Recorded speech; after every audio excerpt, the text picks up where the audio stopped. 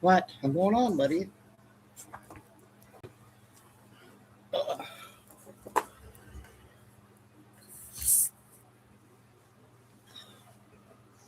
I guess I guess somebody wants to earn a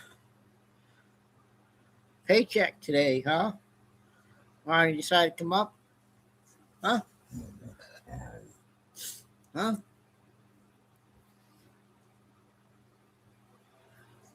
Good evening, everybody.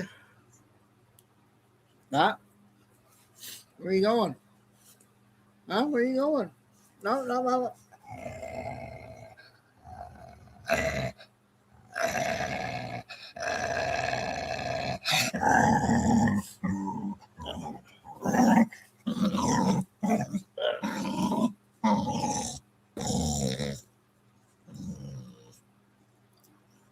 Huh? Hello, Triangle. Huh? Ah. Oh, now you can watch the window. I gotta get him on the window. All right, so come on. Here you go. Come on.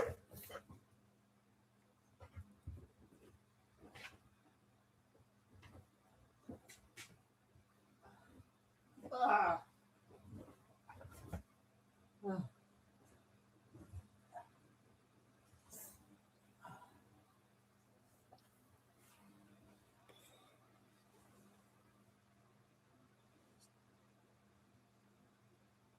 Excuse me. Okay, I had Popeyes tonight.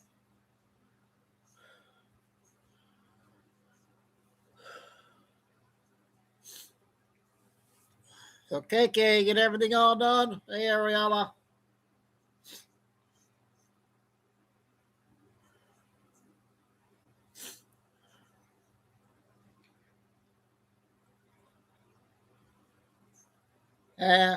It's a cheap ones.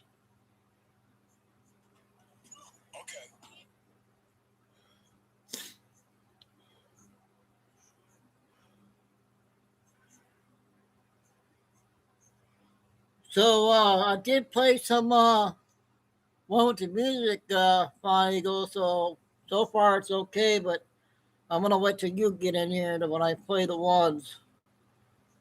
The lady on our cat lady had a video of this playing the music for two whatever her amount of time was. We had another good show, over 200 already, Kay.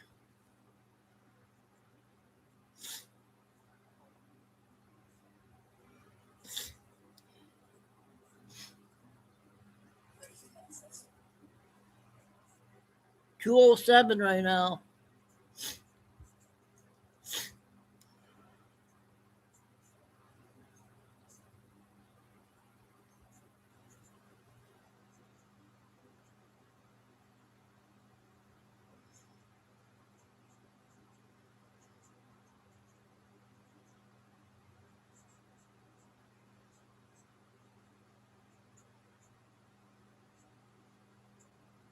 I'm gonna send you at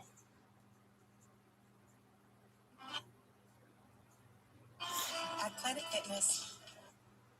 I'm gonna send you a YouTube lady. Let me know if it's good to play or not.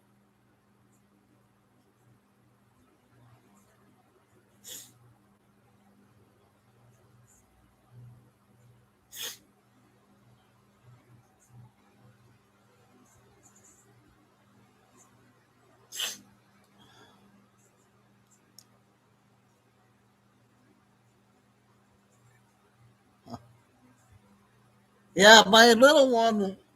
My first one was Shih Tzu. Someone made that pillow for me. He was 11 years old. I had him for 11 years, and I couldn't find no more Shih Tzus. So He was the only one left in the place where I was at. Chico.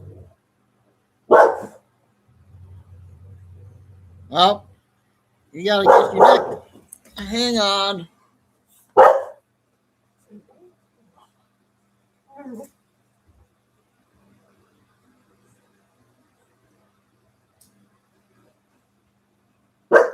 Chico. I had to put his necklace on.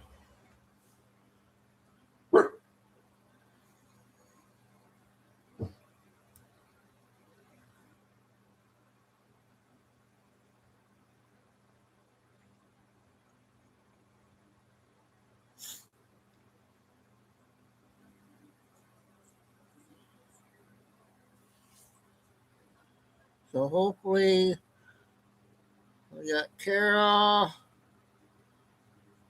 Oh, there's Margaret. Kay, that's Margaret. Yeah, I missed you. I was wondering. I told Kay a long time ago what happened to you. Are you all better? Are you back to normal?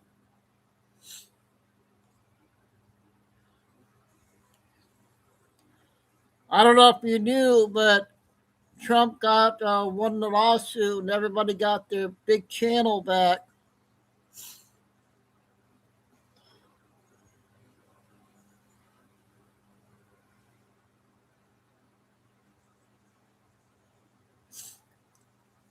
And I guess we can play music now as of yesterday. Uh, Lisa came in on the first shirt, helped. Fine, go Lisa Anderson.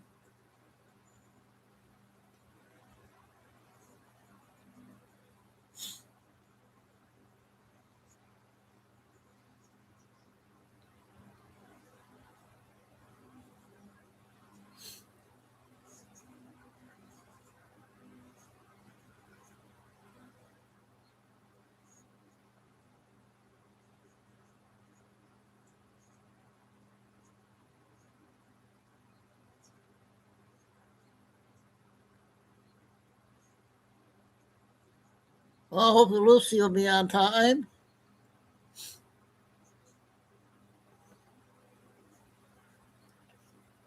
So I hope everybody have a good holiday weekend. I'll be on. I'm not sure what time I'll be on, but I'll be on all weekend.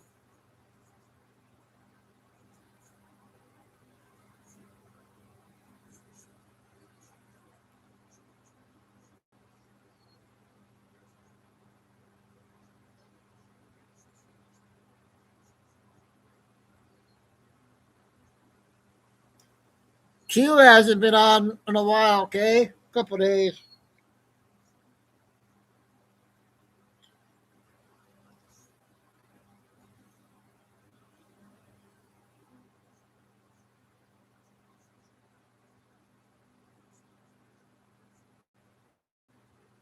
Oh, here's another one, Kay. I'm not sure. Say hi to the new plug.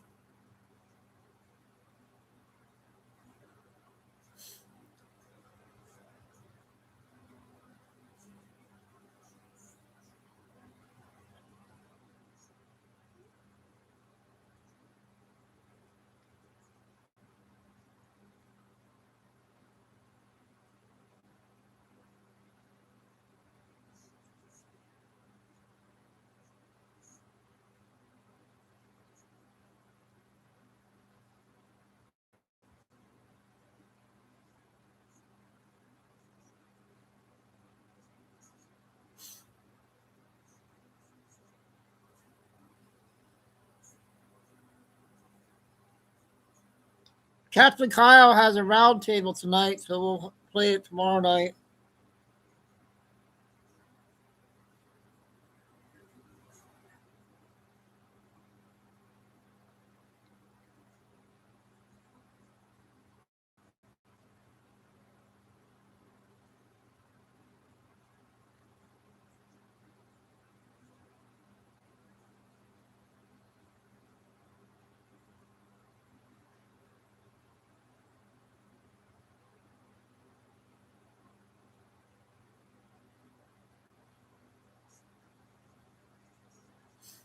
Okay, well, we get started here. It's already 10 minutes past the time.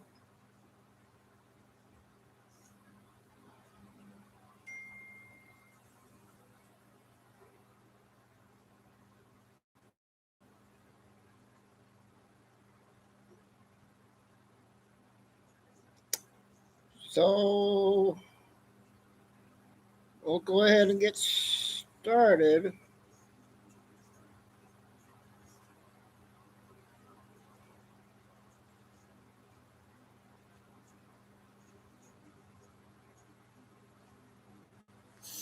We'll do the short ones like what we always do in the front.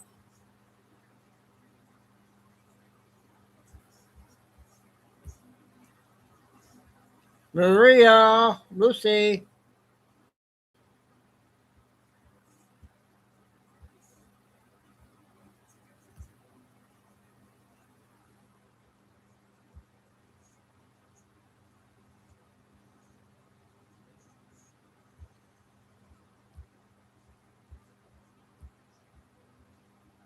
'Hey, Lucy.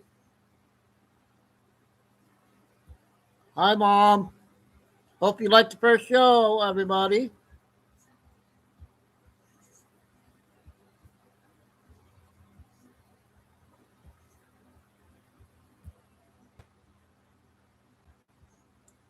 All right. 6 plus 6 or 666, 18.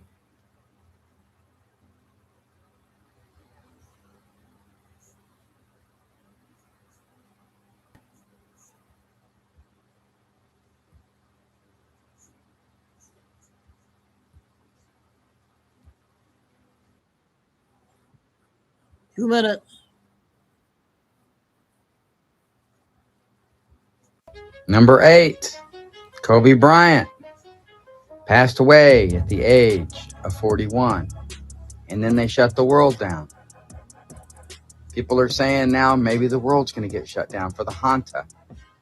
Well, think opposite. He was a race car driver that drove in loops. Well, he went left rather than right. All right, so maybe we're out of the loop. He passed. And his birthday was one day after Gianna Bryant's, 5'2". And his name is Kyle. Kai. Kai is earth. El is God. Earth God. Kyle. Kind of like Kal-El. Oh, so sorry, Margaret. Are they saying Superman, Players out here. who wore a lizard suit, has passed? 5'2" birthday. Also, age 41, 13th prime, 13th floor, if you've watched my content. His last name is Bush, which reminds me of George Bush, whose birthday is 7-6. Kind of like the Iraq dinar, 0.00076. And the Georgia Guidestones, who went down on 7-6. For anybody that doesn't think any of this matters, when the Astros won the World Series in 2022, which is when the Guidestones went down, they secured a playoff spot postseason when George Bush was 76 years old and 76 days old. 76. Not by chance. So we're going to get a little 6-7, 7-6 action, or what? A little 6-7, 7-6. Let's go. That was good. Well, Margaret, I hope those med beds will make it happen. We'll be praying. Hopefully, med beds will help.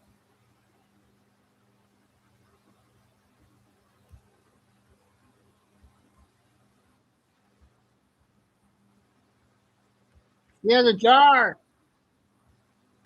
County, Georgia, right after a data center was constructed. The metadata center was constructed. The only difference between the clean water and this was that data center. I have another one as well. So this wasn't just one well. These wasn't just one family's situation. This is what the drinking water now looks like next to that data center. And I think both of us can agree that neither one of these things are drinkable. These families now have to ship, in a rural area, have to ship water to their house in order to cook and bathe themselves. Now, I'm curious if the EPA plans any investigations on how data centers are affecting water quality and availability. I understand what you said about the rule, but are there going to be any open investigations on this issue? So as soon as I get back to the office, I will be looking into exactly what you've just talked about, because anywhere, whatever type of construction it is a priority to ensure that water quality standards established by EPA are being met. And so we'll be looking into that certainly. Thank you. I sincerely appreciate that because I think this is of utmost importance, and we're seeing this happening across the country. I'd also like to ask about the administration's push to build more data centers by fast-tracking construction. Because the administration's been issuing executive orders to fast-track data center construction when we know that water quality is encountering major issues. Are there any mandates for data centers to do water quality testing prior to construction? Of like coming from a public water supply, drinking water supply sampling? Wells, yeah. I'm not aware of anything like that. However, it doesn't mean I'm just not aware of it. Might exist, Yes, but I'm not. Of course. I think it's important that, you as an agency official, we have to make sure we're doing these investigations. And then us on a congressional level, I'd like to note that I think it's of utmost importance that we also launch congressional investigations into this matter as well, so that we can partner with the EPA and ensure that the drinking water for this country continues to be safe and accessible for the American people. So thank you, Administrator. Thank you.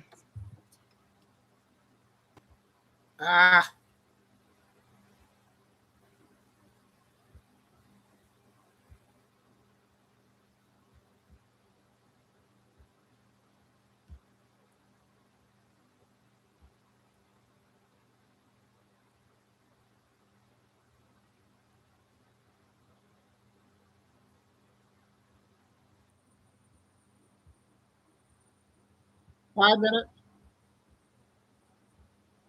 Actually, there is another building like it. It's in Jerusalem. You know the one, Donnie. And once you start to understand what that building is, I think this whole project starts to make... I don't trust that one. Sorry about that one.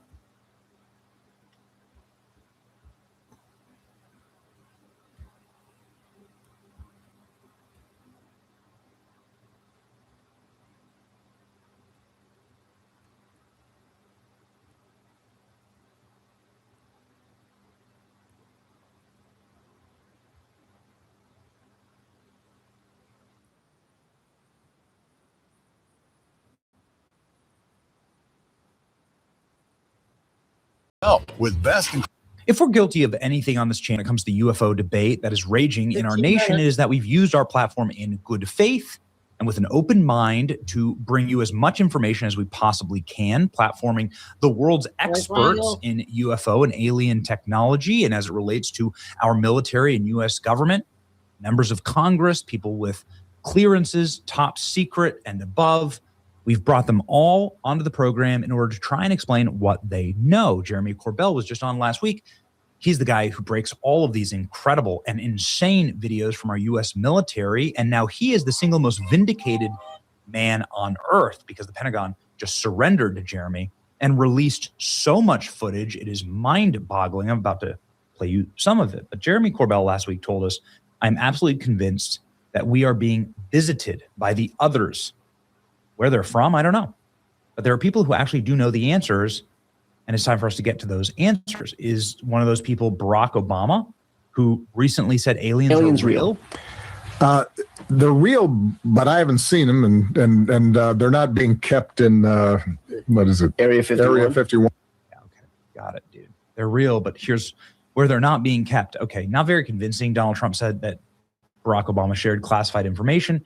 Then Donald Trump declassified the UFO files.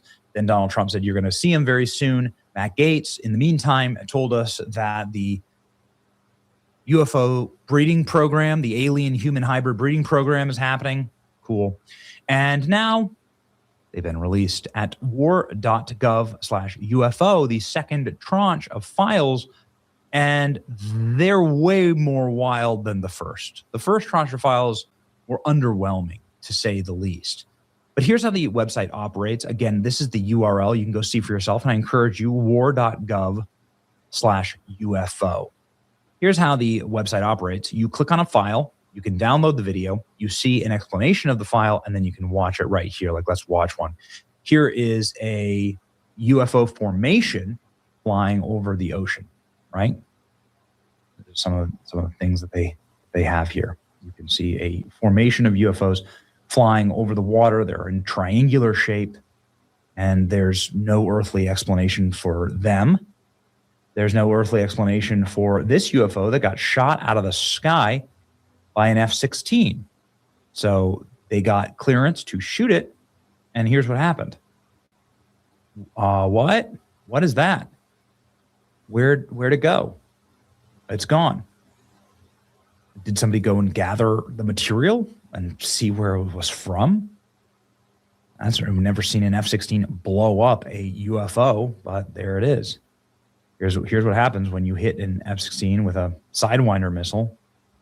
Hit a UFO with a Sidewinder missile from an F-16, correction. Here's some other strange stuff. This is crazy. Instantaneous acceleration. We actually have it now on camera. Something that you've been hearing about, something that, of course, would have to happen for you to engage in interplanetary space travel.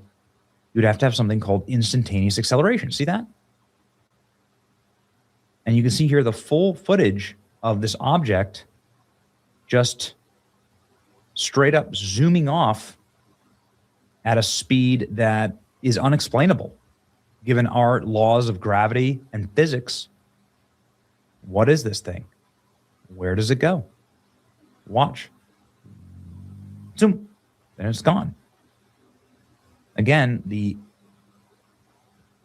tracking services, speaking of being gone, here's a UFO that just disappears. It just vanishes. There it goes. Drinking warm water before bed improves eyesight almost overnight.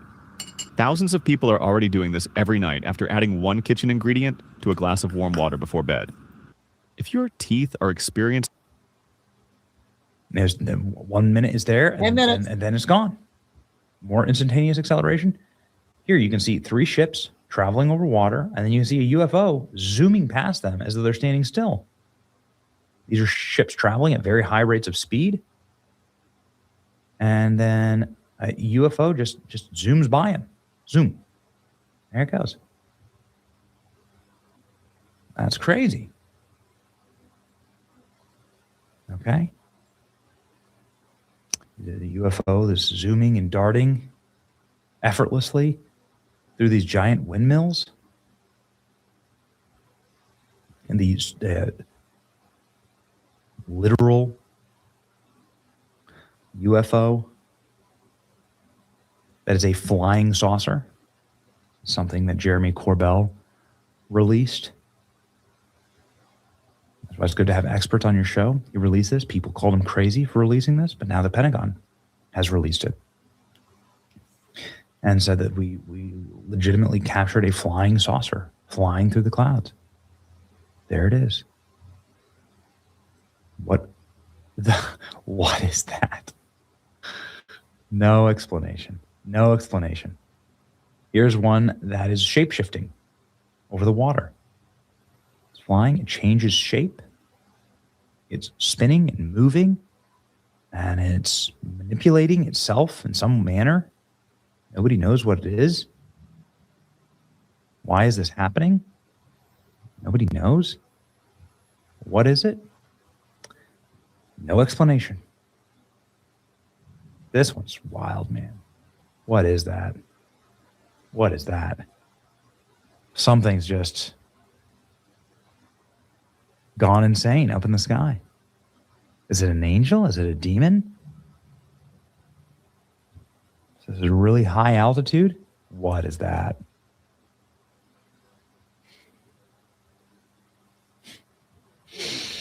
If you know, you're a lot smarter than me. I don't consider myself very smart. So here's another one of the American submarine and multiple UFOs just buzzing the submarine that, again, bear no earthly explanation as to what they are doing or why, traveling way faster than any of our drones with no heat signals. They're just zipping around. You can see them just zipping around the submarine, flying out into the ocean, flying back, and going into and out of the water.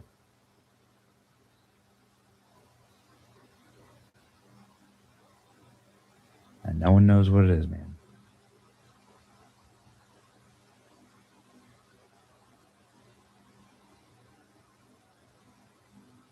Yeah. It's a 4-minute long video. There's hundreds of hours of footage that has been released. There's quite a bit of documents as well that have been released. Like, for instance, over the Manhattan Project, where they discovered the power of nuclear destruction or creation. There were a ton of sightings between 1948 and 1950. The file contained 209 sightings of green orbs, discs, fireballs reported at the military base. Witnesses reported unidentified phenomena maneuvering and flying out of sight, disappearing, or exploding. The documents also include results of contemporary investigations, residual copper powder found in some areas where the sightings occurred. A few of these investigations became the basis for Project Grudge, which collected reports of unidentified flying objects in various military installations. So this is from the Armed Forces Special Weapons Program, post-World War II Manhattan Project. Ladies and gentlemen, we have taken this supercut and we have given you the best versions of the UAPs in this dump so that you can see them for yourself and can try and come up with some explanation. Again, they said that this dump of files and these videos would blow the minds of the American public. And what do you I don't guys know, think? it certainly doesn't change my belief in God or the Bible, but there is no explanation for these. If you have one, drop your explanation in the comment section. Here are some of the uncut, shocking elements that the Pentagon just released. Stay tuned. I have a feeling they're not done yet. Here you go.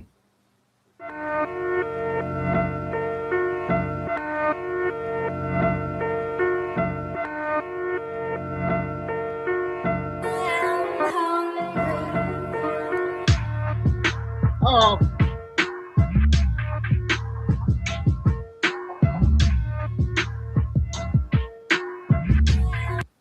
We're Phoenix Energy, a family-owned oil company focused on unleashing American oil from North Dakota and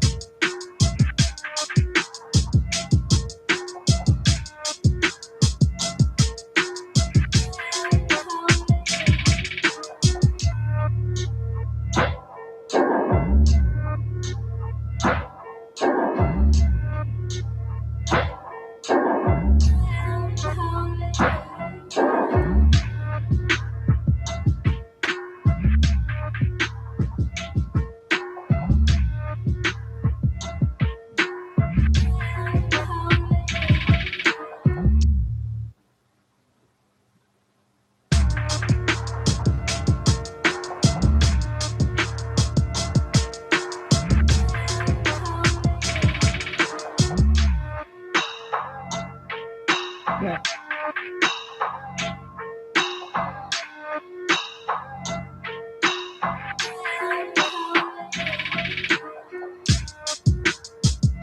Yeah.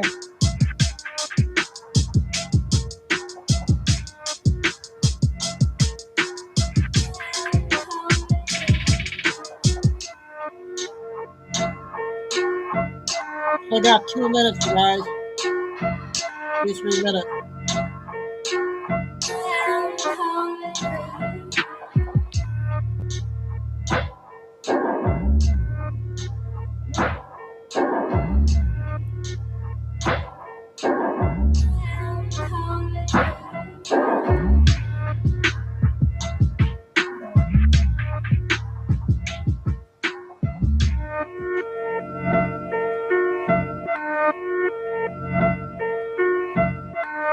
Important stuff here, right, you guys?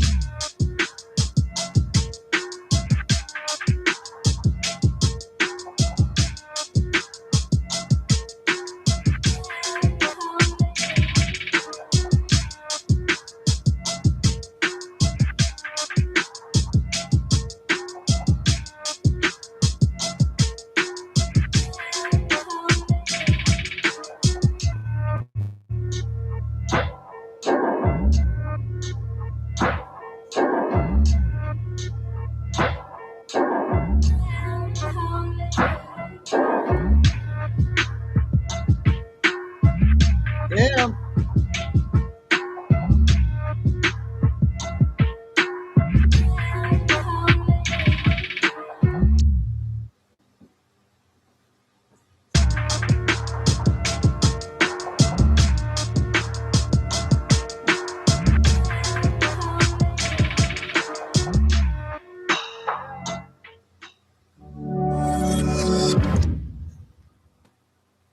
Okay.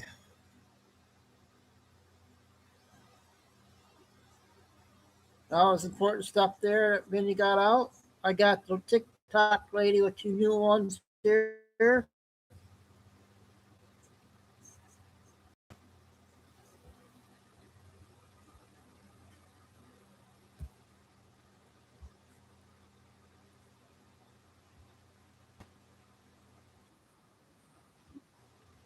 Look at this one first.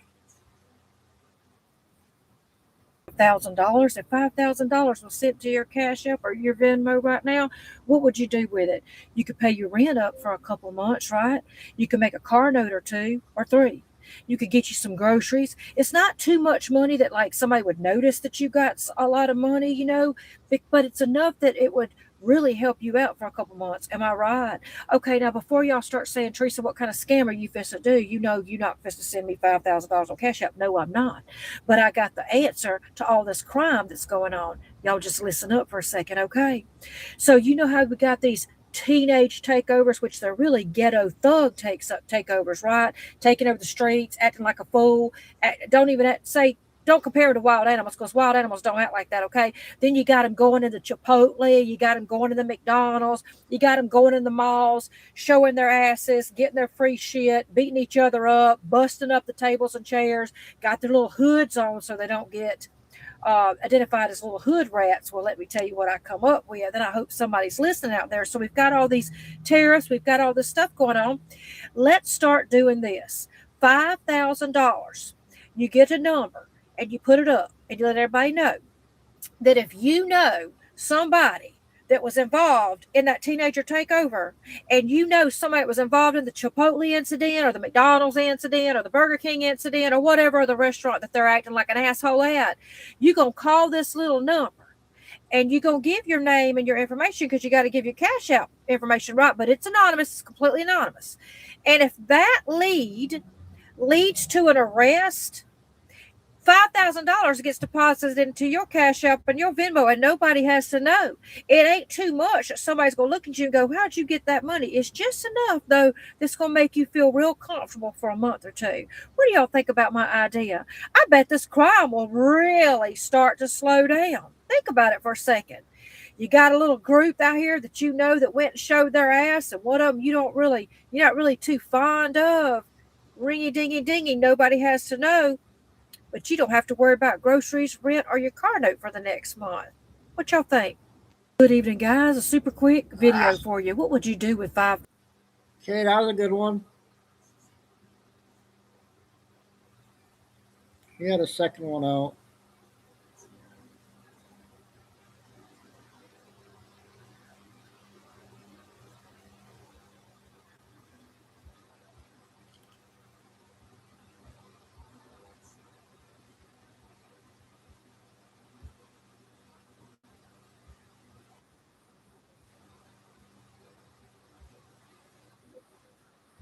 The viral video of the day. Thank you for your submissions. I'm about to take a look at these, and I'm going to give you my thoughts on these, and we're just to make someone a millionaire. Okay, we ready? Let's go.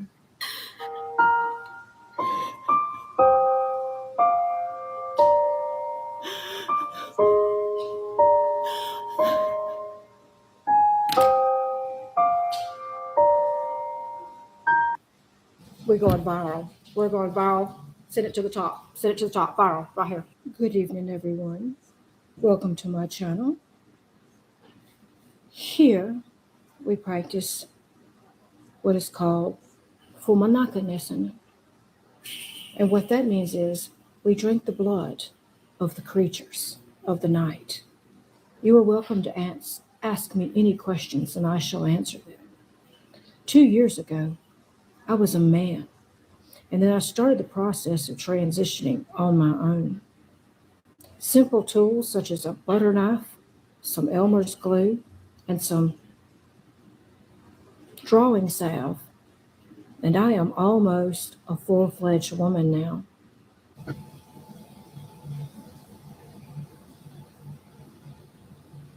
Viral.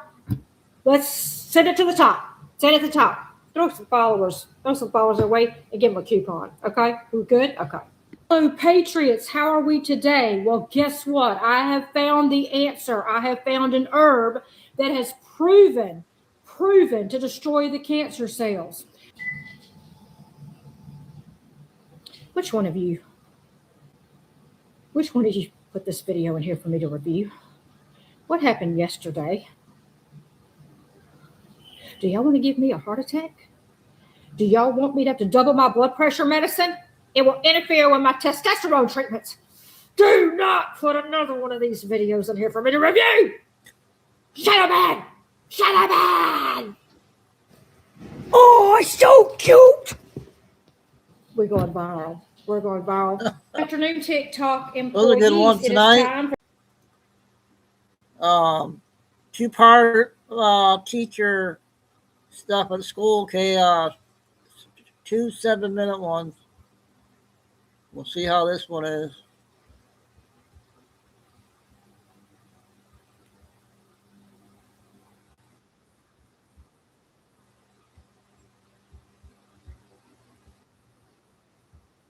Consequences, and we can go into that. And they do whatever consequence, they come back, and we start over again. It's a restart. So there's nothing going to be, this, or this. The most that will happen after the consequence, which will likely be a suspension for several days, I have to say, is that he will no longer. Sure is, girl. She doesn't feel comfortable with him in there, and likewise, I don't feel comfortable having him in there.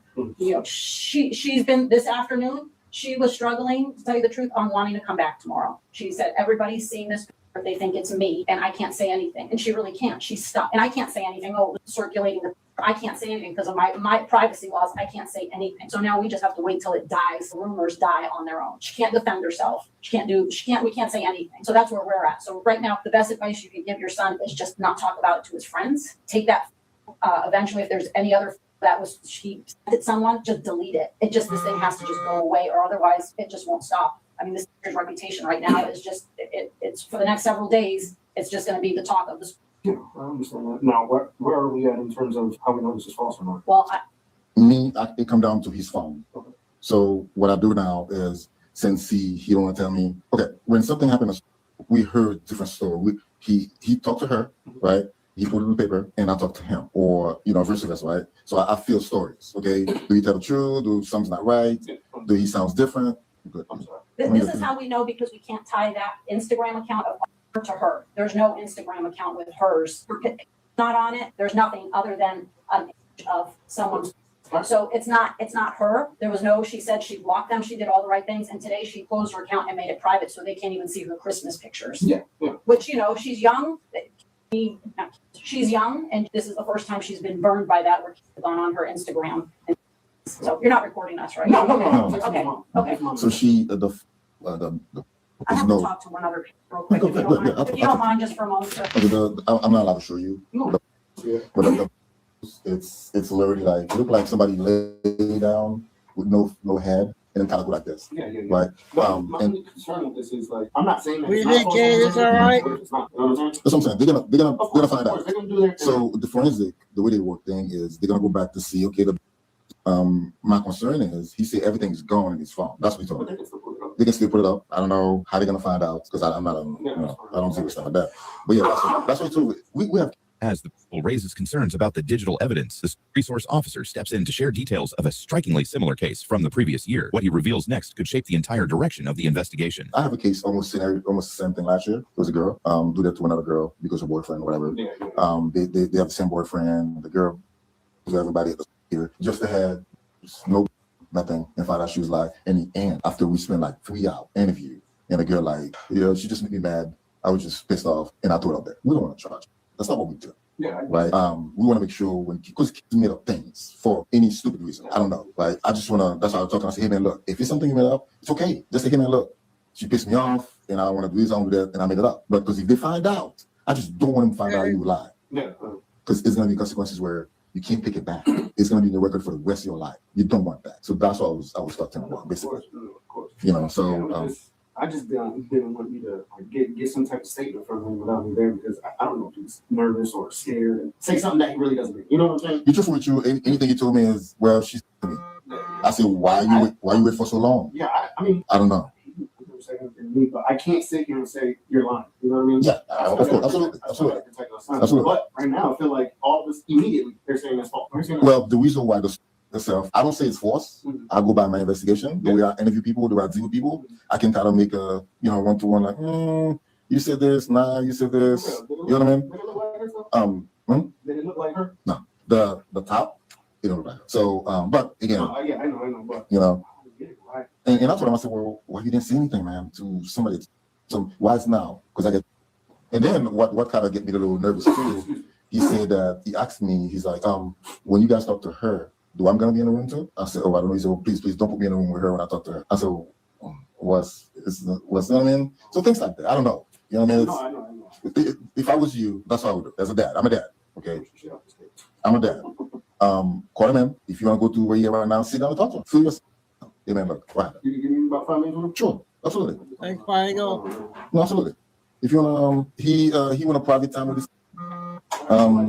We can give him private time. We can call him in. Do you mind? Yeah, go in conference room and sit down and talk to him. And then when you're done, call us, okay? After stepping away to speak privately with the father returns to the room where the principal and deputy are waiting. What he shares upon his return could play a key role in how the investigation moves forward. Hey, come on, man. His mom is here. I just want her Sure, absolutely. I don't know if she's up front or not. Oh, that's her part right there. That's her. And there's text on there to prove it. Okay. Yeah, they're gonna sit in a TikTok, and that's how they do things. So I do my report, and then after I do my report, they got a detective assigned to it, and detective start the investigation. No, and, just a quick just for your information, his mom's a little vocal. Yeah. So just don't take offense to it. Yeah. Just like I don't know, whatever. So would you like to have a seat there or here, wherever you like. Well, thank you for coming so far. You want me to start from the beginning? Okay, so If you want to get, can you put this there, please? Thank you. so your came down today around noon and spoke to Miss Bright, who was our dean of students, and said, I have want to make a report against a teacher been sending me. He said it in his so showed us. One was in a no, her head wasn't showing, and it was like a little reveal, but nothing you don't see, like, it wasn't that bad. The second was a phone taking a video of another phone of some, and he said that he was texting back and forth over Christmas break to one of our and on June, turned out to be January. Her name sounds really familiar. She's an intensive math. She's an ESE teacher, which means she teaches with learning disabilities. Right. She's been here for 2 years. So he wrote that down. He wrote a statement. So I called him in my office, and naturally, when things are involving of that nature, it comes straight to the principal. They deal with issues on my side. I deal with issues. So I talked to him, and he said that they were texting back and forth through some group. Right. And there has to be otherwise. Yeah, one more part.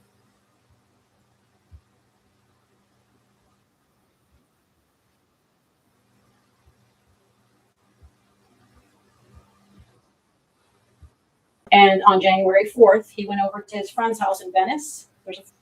He's friends with in Venice. And the friend pretended that he was, and it was texting back and forth on Snapchat, not just on Snapchat, I guess that has a text feature. And that when the video, so because Snapchat, it disappears. Correct. So he had that. So he showed us that, and it definitely was what I said it was. So I called in the two other students that said they were in this group. Neither one said they were in any kind of group. They could not confirm that. They're like, no, we've talked to her about earlier in the year. They texted, but not through Snapchat or something. So they didn't know anything about a Snapchat group. So that was my first thing, like, okay, something's up. Also, I said, have you told your parents about this? Like, if a woman in her 20s, have you told your parents? He said, no. I said, well, why are you telling me 2 months later? He's like, well, she's been literally, he said, she's lately to him. So and that's why he said he was bringing it forward, because it didn't make sense. But anyway, that's his explanation. So I instinctively, what you have to do is keep this here while you're doing your investigation. I didn't let him go to, because I didn't want the information getting out anyway. So he stayed up here. He's been up here for a while, but those are protocols. I have to call because it involves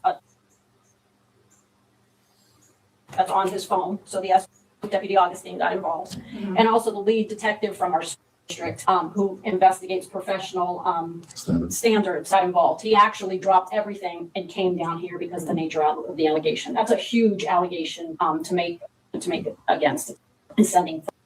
With the allegations now formally reported, the protocols require immediate escalation to law enforcement and district investigators. The next phase of the investigation will involve a closer examination of the account and the digital evidence behind it. So I talked to him. His story, even with me, his story kind of started getting a little bit kind of weird. Like, whose phone was it? Well, it wasn't my phone. It was my friend's phone. Something just didn't seem right. So then after that, the lead investigator looked at everything. We were trying to figure out, look up Instagrams, Facebooks, all of that. We couldn't find this Oliver. That's her first name is Oliver. It's a man's name, but that's her first name.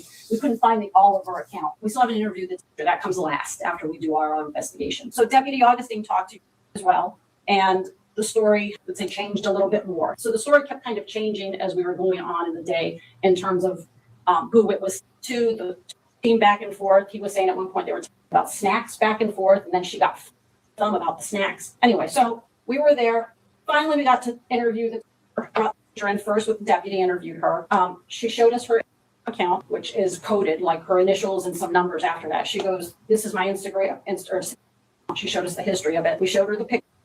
She goes, the picture of the dress. She goes, my Snapchat account is public. She goes, that was Christmas. My sister took a picture of me in my dress, and what they did is they cut out a pic section and basically like a face down. She was small. So she said, yes, that's me, but everybody can see that. It's just me in a picture in a dress. Then I don't know if you showed her the picture of the. Yeah, so what I did, I showed her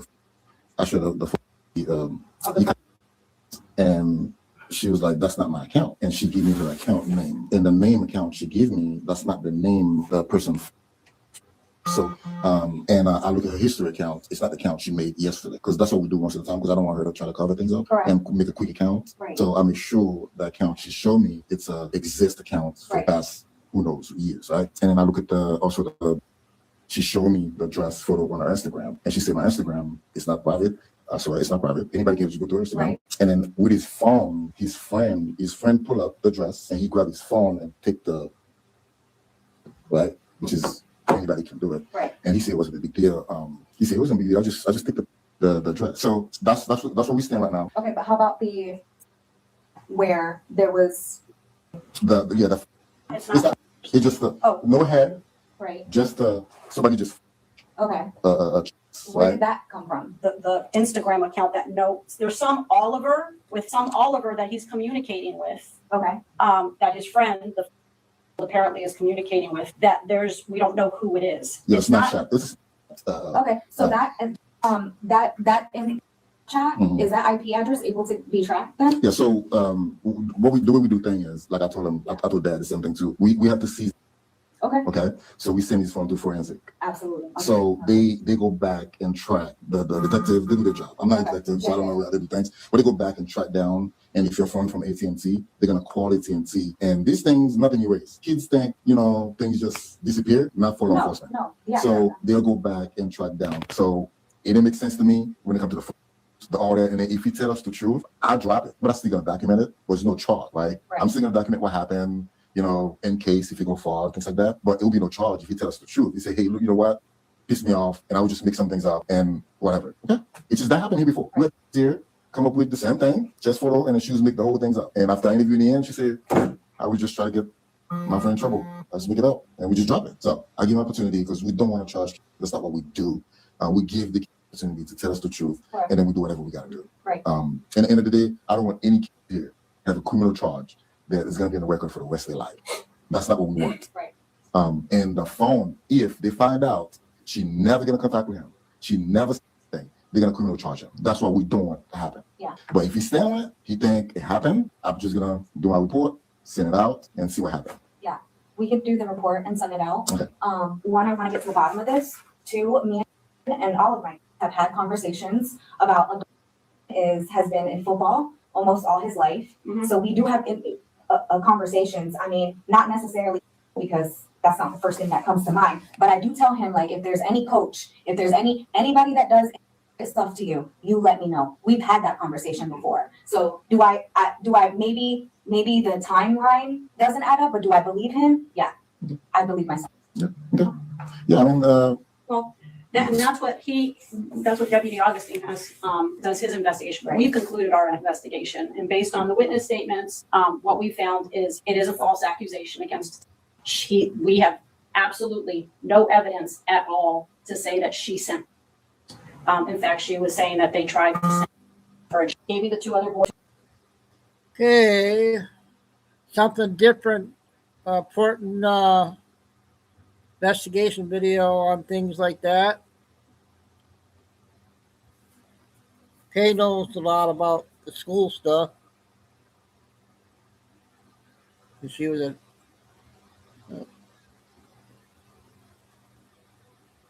all right.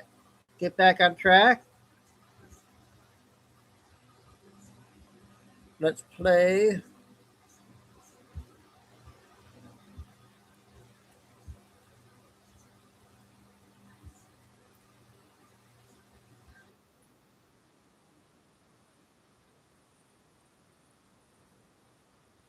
Busan, heaven. Experience once-in-a-lifetime trips to the most exciting places with Chase Sapphire Reserve.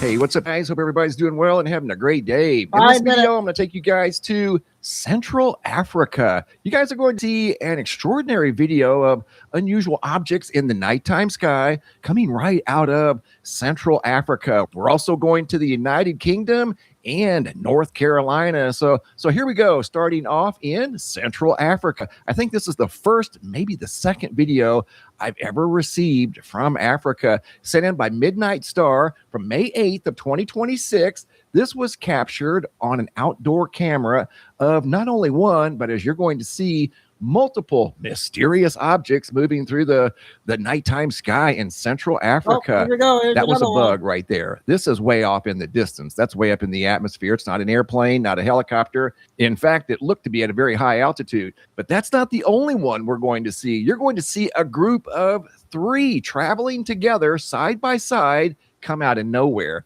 Check this out. This is a really good video, once again, out of Central Africa.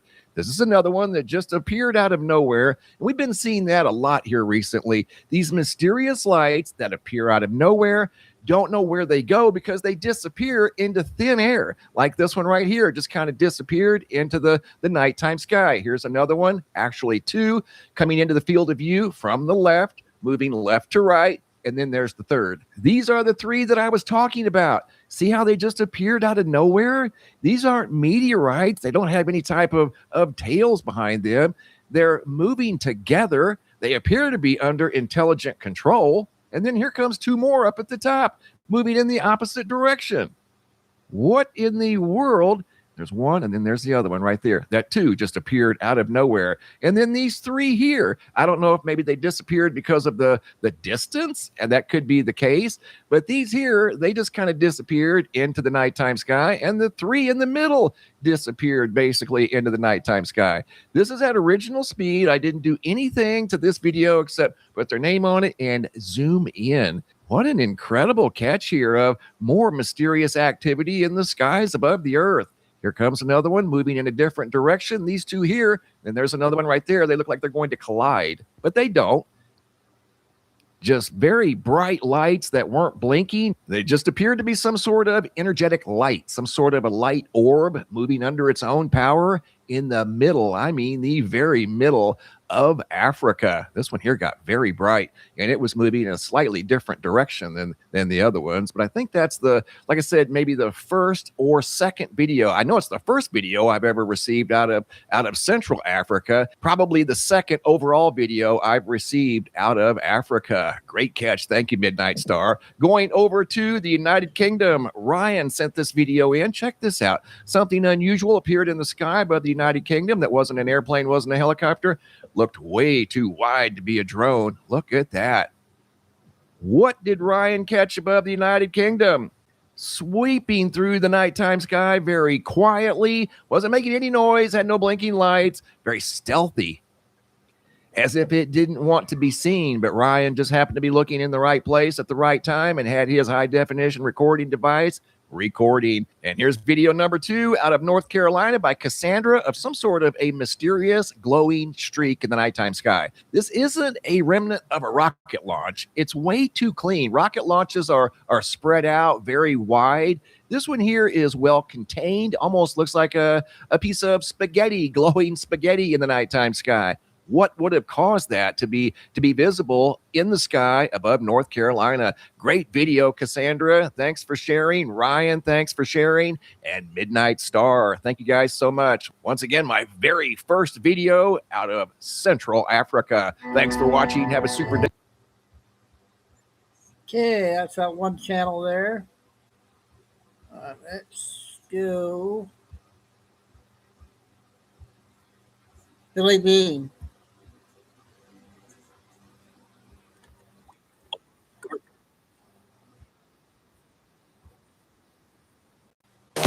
These meals changed everything for me. I'll admit it, I was skeptical about ready-to-eat meals, but then I tried fast. Welcome to Truth by Billy Bean. Today's date, May 22, 2026, time in Texas, about 4 p.m. A flash update. Tulsi out and Aggie in. The U.S. military and UFOs. And Canada. Could Alberta be out of Canada soon? And President Trump, a weekend hit? We'll see. So that's going on. And we have this from a Patriot subscriber responding to the last video I put out where the CDC said the Ebola could also be passed through aerosolized spittle or saliva drops. I distinguish between aerosolized fluid and airborne. So Ebola right now is not airborne. It doesn't fit that description. That's not to say that it couldn't mutate, but that's highly unlikely. But aerosolized sprays could be one way that disease could be spread in the U.S. And my Patriot subscriber says, aerosolized pathogens are perfect to spread in the U.S. to bring about a lockdown. And it could be a cover for many deep state arrests. Just a thought. So that's going on.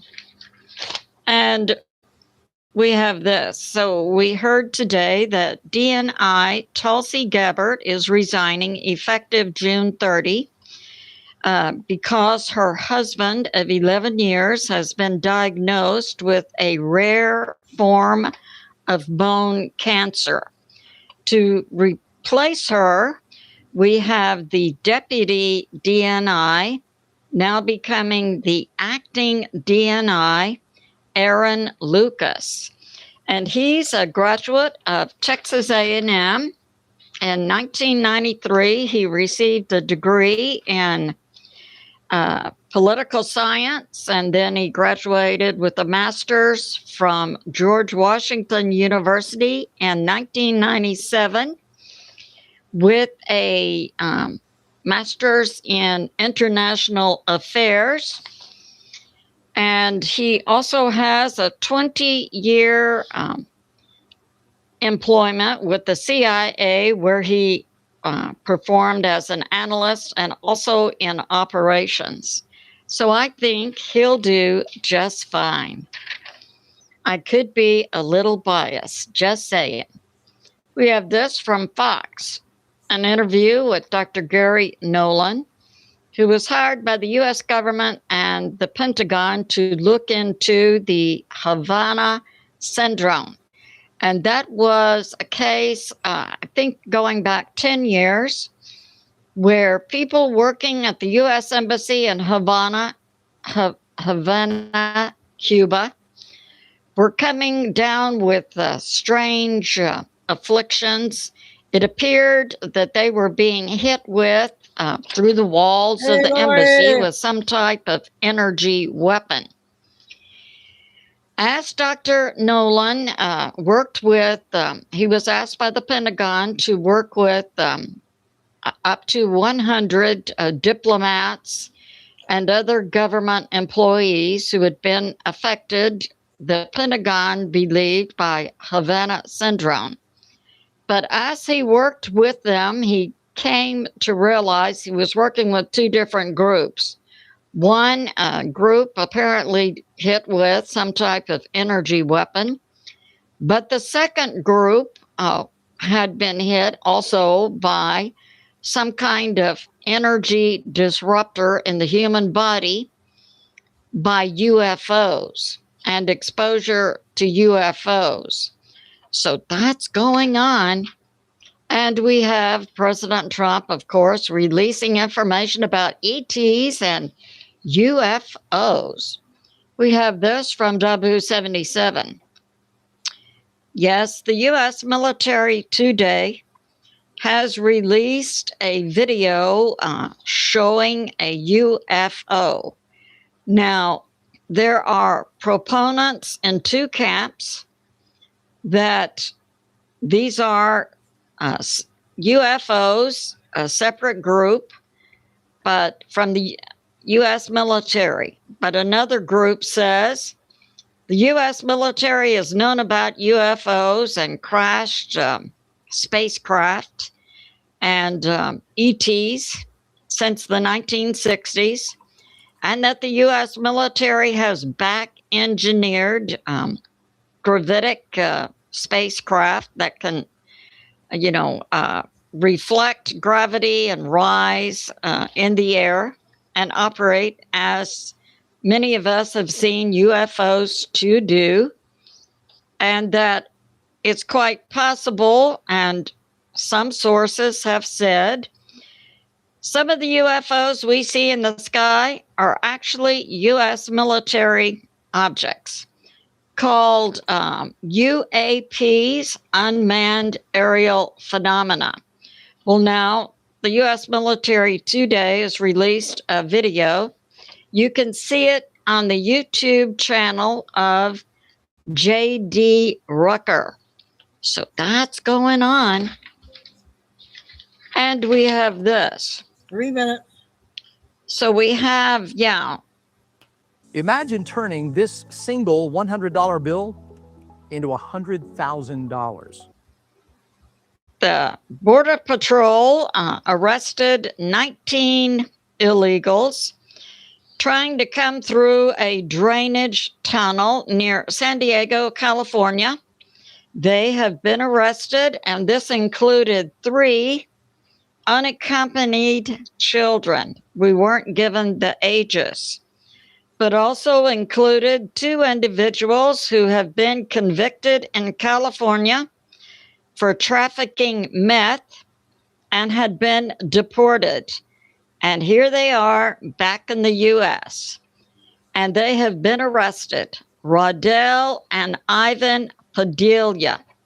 So way to go, Border Patrol. And we have this from the BBC.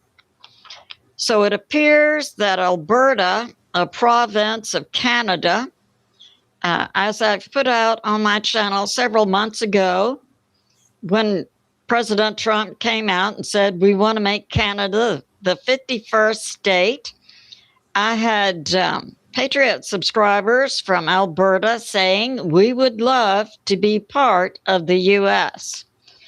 And now a referendum has been put forth for another vote, which will be a second vote, which will be binding.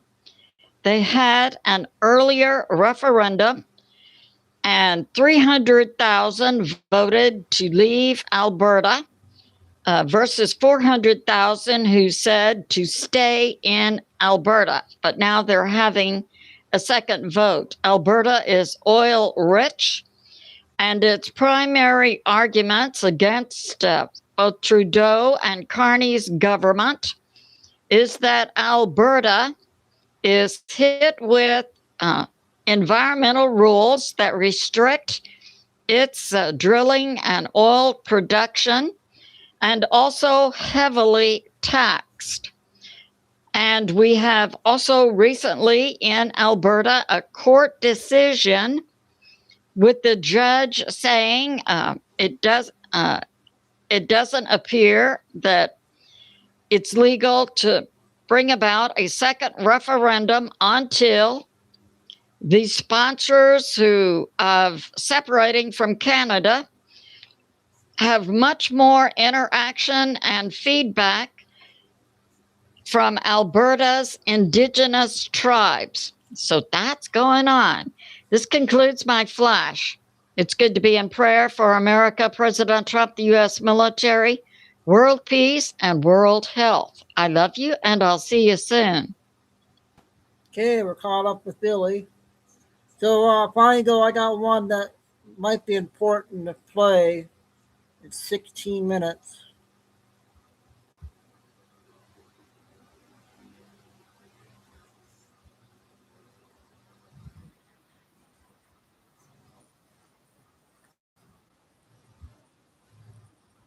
It's called 8 Weeks to Empty Shelves, 60 Days to Famine. It says what caused it and what you need to do immediately. So this is a really long article, and I'm not going to bore you through reading through this really, really long article. What I did, though, is I put together a summary of it. So I'll be going over a summary of this article because it's actually a really, really good article that I think is worth paying attention to. But before I showed you my summary, I first wanted just to give credit to this guy, Mark A. Shyrock. And his Substack is markashyrock.substack.com. So if you want to subscribe to him or support him in whatever way you want to, I just want to give him credit for putting together this information because he did a really, really good job of pulling together all this information. So getting into this is a kind of an overview, okay, of this guy's article. And so, okay, what does this mean, right? Okay, so let's kind of break it down. So basically, it's a data verified warning that the United States runs out of usable oil by July 4th of this year, that Europe runs out this month, and that diesel runs out first. And they basically explain how the food system runs on diesel. So he's got a lot of sources and a lot of research behind this. So the bottom line, he says this is not a price crisis anymore. It is a physical shortage, a point where fuel stops being available at any price because there's none left to sell. Okay, so looking at the step, okay, what happened? Right, so as we all know, February 28th, the U.S. and Israel launched strikes against Iran that killed their leader. Iran retaliated by closing the Strait of Hormuz, the choke point that carried 20% of global oil. So for 2 months, the world coasted on tankers already at sea. That floating buffer kept prices high but stable and kept fuel flowing. It masked the full scale of what was happening, right? And this is how these things oftentimes work, where you'll see an event happen and you'll think, oh, okay, that event happened, yet a few weeks later, there's still groceries. A few weeks later or a month or two later, there's still oil at the pump. Maybe the gas is more expensive, but you can still go and fuel your car or buy heating oil for your home or whatever it is. But the thing is, though, is that oftentimes it's because there's a carryover, right? So it's not like everything is just instantly on demand. So there's often a process before the reality of a certain situation actually affects your daily life in a very real way. So what he's saying here, he says 2 months to tank bottom. So look at the timeline here. Okay, going back to February 28th, okay, we strike Iran. March 4th, Iran formally declares that the Hormuz is closed. So April 28th, UAE leaves OPEC, right, the biggest cartel withdrawal in 65-year history. May 2nd, Spirit Airlines ceases all operations, 17,000 jobs gone. May 3rd, the last Middle East tanker, the new Corella, docks at Long Beach.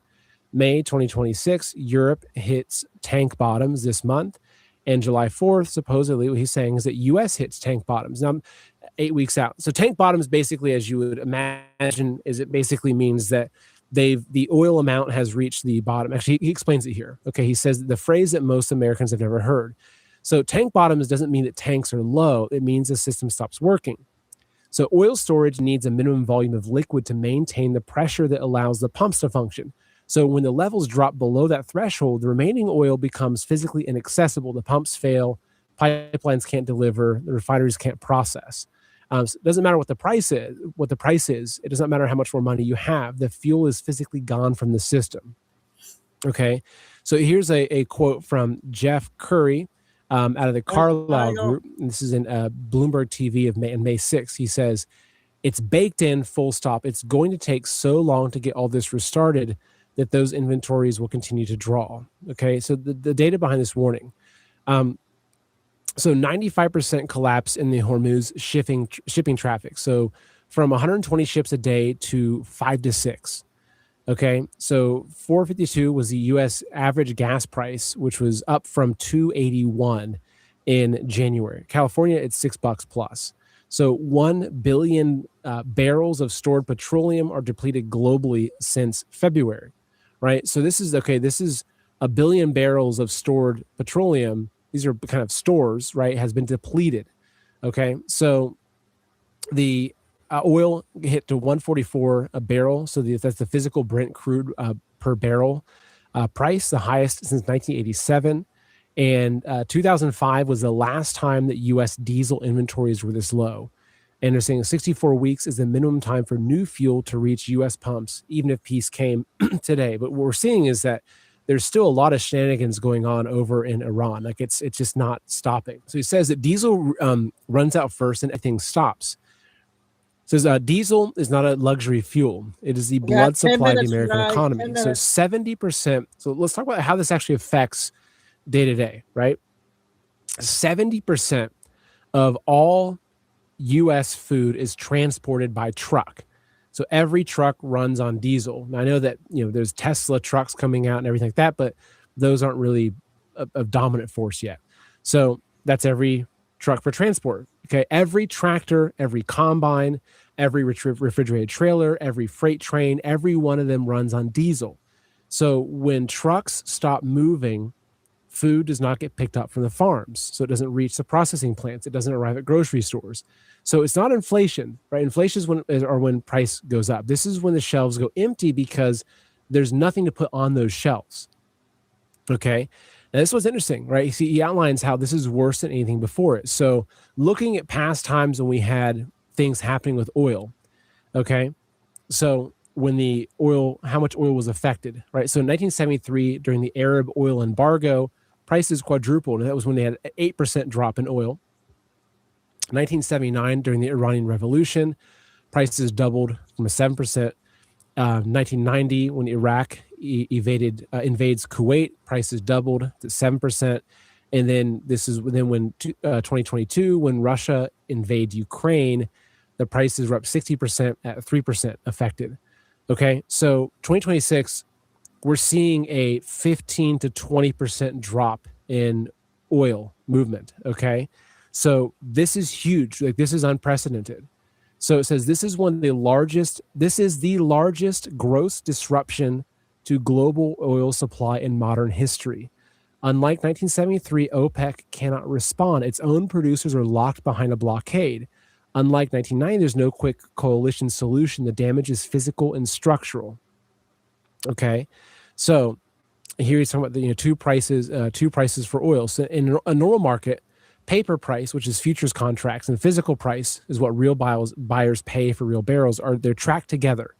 And I've covered this a lot in the silver markets, right? How you have paper silver versus physical silver, or even looking to a certain degree of looking at the COMEX pricing of silver versus, say, the Shanghai silver, right? So you have typically these things are very, very tied closely together. But then when things kind of go awry, then these prices, they start to break apart.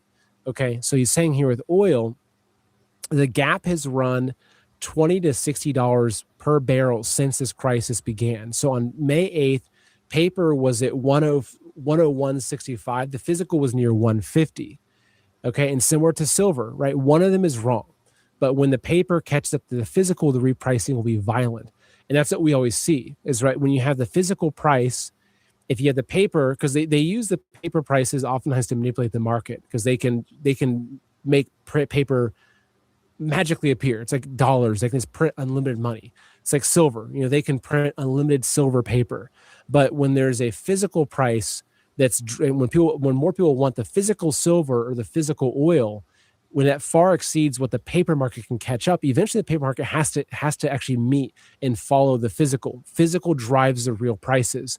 And so when physical prices go up, the illusion that's created with the paper prices has to correct itself to follow the physical, because physical is what really matters. Okay. So he's saying America is draining itself to supply the world. This is also really important because it's a kind of question that I think about sometimes, because like America could be completely energy independent, but under the Biden administration, a lot of our oil infrastructure was shut down. It can't be turned back on overnight. And there's all kinds of other things I won't get into right now. But so it says, while U.S. storage tanks empty, the United States is exporting petroleum at all-time record levels, right? So we're even though we should be, I would say, conserving the oil to protect the American people, we're actually exporting it like at all-time levels. Okay, so plus 33% is the total petroleum exports versus 2025. Plus 82% in jet fuel exports, in diesel exports. So it says U.S. crude imports are at a fresh 5-year seasonal low. So the country is simultaneously producing record volumes, exporting record volumes, but watching its own reserves drain at record speeds. Okay, so while Rome burns, so while oil counts down to zero, while Europe's tanks drain to nothing, while 17,000 spirit workers lose their jobs, while the UN warns of global famine, while Carlyle and Rystad and Goldman use words like disaster and unprecedented, the president of the U.S. is carrying around a piece of paper all day long, pulling it out of its pocket, showing to anyone who walks into the room. It's a drawing of the Golden Ballroom, right? And it's kind of funny, actually. It's like, while Rome burns, right? It says a president focused on a ballroom sketch while the system collapses. A Congress that funded the war without demanding a contingency plan. Okay? The house is on fire. Okay, so what this means, though, okay, is that we're looking at, this is what drives so much, as we kind of detail in the beginning here, is that when this is what's happening with oil, everything is tied to this. Not even talking about, all the petroleum-based products that we have. Anything you have is plastic, whether it's a mouse or, computer equipment or a part on your lawnmower or some part of your car. So much of our entire world is built out of oil, right? It's built out of petroleum-based products. Even our medicines, or not my medicines, but maybe the common person's medicines, are petroleum-based, right? And so this is very serious. So what he's saying is what you must do now, okay? And this is, I think, is really important. And we'll be getting more into specifics of kind of like action steps for this, but here's what he outlines, okay? What you must do now: food, non-perishables, canned, dried, rice, beans, but basically buy what you can afford today, because prices might climb next week and then availability collapses after that. Water, store it, buy filters, know your nearest natural source. Municipal pumping depends on power and fuel. It's a really important point, right? If you're on just, kind of municipal water, tap water, and you turn your faucet and the water comes out, that water has to be pumped with you. It requires energy to pump that water to you. Okay. Fuel. If you can store diesel, gasoline, or propane safely and legally, do it now. Okay. So I've got, if you watch the show enough, you know that I'm a pretty kind of nutty prepper, right? I feel like I'm just a responsible husband and father, but some people would say you're a nutty prepper. But like I have a diesel tractor, which I use for, lots of different things, but I've got a 300-gallon fuel tank I just filled up maybe 3 weeks ago. And I think it was like I paid $4.50 a gallon, I think, or $4.28 a gallon, I think. Anyway, so I took this stuff seriously. Now, thankfully, diesel will store longer than gasoline, especially if you use the right kind of additives in it. Diesel does have a longer shelf life, but that was, because we heat our home off of heating oil, which is basically we can use diesel to heat our home if we need to. So it becomes a backup for that. But if there's really a fuel shortage, we've got a fireplace, and I've got probably about 5 cords of wood already stacked and stored. And I've got a whole, 5 acres of woods, and a lot of trees that we've already felled that I can chop up and process if I need to. So yeah, again, food, water, fuel, local food network, know your local farmers. He says the communities that survive this are the ones with local production and a distribution that does not depend on a 1,000-mile diesel supply chain. Okay. Community, talk to neighbors, organize, pool resources. Survival of systemic disruption is a community problem, not an individual one. And so I'll be talking about the ARC a little bit later in tonight's show, because I'll be hitting on the importance of community, and also reprioritize debt. So Shyrock's view is that in a systemic collapse, the institutions holding your debt may become insolvent. So triage, redirect resources towards survival: food, water, fuel, shelter, community. Okay. So a few other things kind of getting into there, but there's one little quote here that I think is really important, who says that this is from Claudio Galambretti from Rystad Energy, who says, we're still kind of sleepwalking in this approaching disaster. There's little doubt there's going to be a disaster. So just take this seriously. That's the thing. Take it seriously, almost as if your life could depend on it. Did you know that in the last few centuries? So, yeah, I wasn't sure if that was important, but since the topic was oil, right, that was a big video, I suppose, that was important to get out.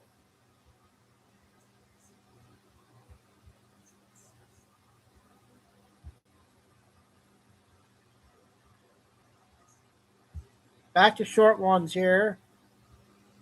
Let's see what.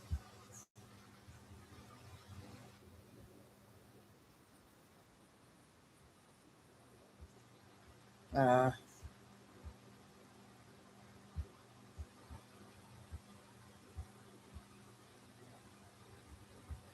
don't know if I'll get you to 180 tonight.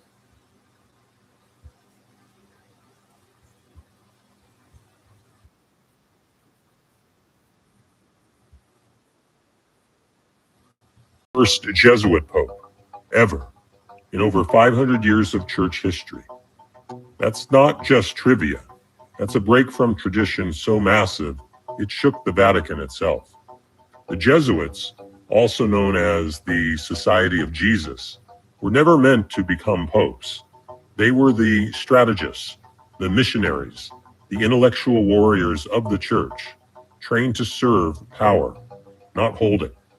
For centuries, it was understood, even unspoken, that no Jesuit should ever become pope. Why? Because they were too powerful, too political, too global. And then came Francis. He wasn't just a humble priest from Argentina. He was a high-ranking Jesuit, trained to think strategically, globally. And under his papacy, we saw exactly that. Climate declarations, interfaith outreach, support for global governance structures. Everything the globalist class could hope for, from a man in white robes. So when people say he was just a reformer, look deeper. He was a symbol, the first Jesuit pope, and perhaps the last. A masked guy there. Now to the Wire channel.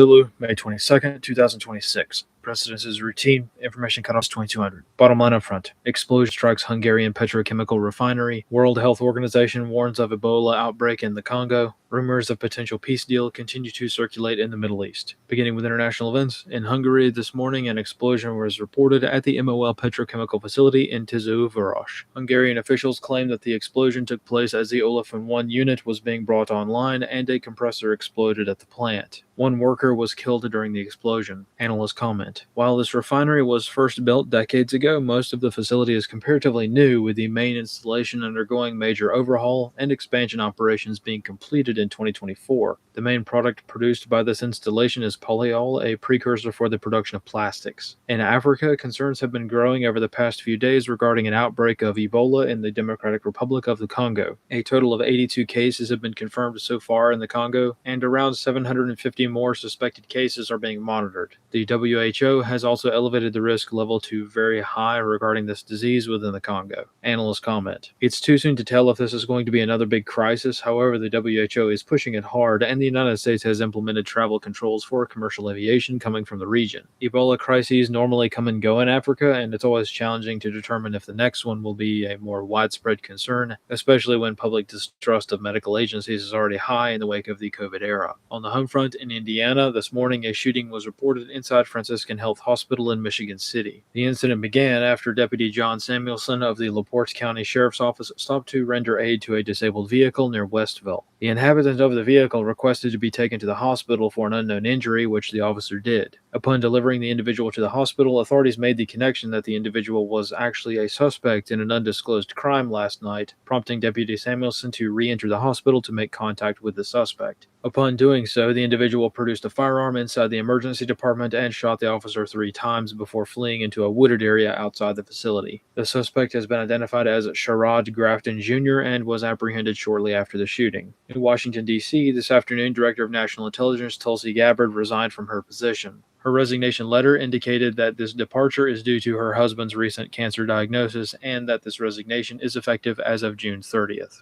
Analyst comments for this wire. In the Middle East, reports are widely contradictory regarding recent leaks of a potential peace agreement draft. Saudi sources have leaked what they claim of the peace agreement, which includes a list of very tentative points. In summary, alleged draft as leaked is basically a stalemate. The U.S. lifts sanctions on Iran, and Iran opens the strait, while all sides agree to not invade or target each other anymore. As a result, many view this leak rather dubiously, as this is a far cry from what the United States has said was acceptable in the past. Regarding this war, one's watch can nearly be set by the timing and nature of the rhetoric that emerges. Reports of peace agreements have arrived like clockwork on Fridays and Mondays nearly every week since the start of the war, and time again have proven to not be serious attempts at peace, but rather attempts to calm the markets. However, despite this clear pattern, every claim is fake until it isn't, and eventually something will have to be agreed upon to open the strait. As it stands, opening the strait in exchange for lifting sanctions is probably the simplest trade that can actually be agreed upon, especially since this would require the Iranians to give up their only bargaining chip at the moment, which on a strategic level they are probably okay with since they know that they can always close the strait if attacked again. Time will tell how this works out, but as it stands, nothing has been signed, and it's not over until the Fat Lady sings. This concludes The Wire for 2300 Zulu, May 20.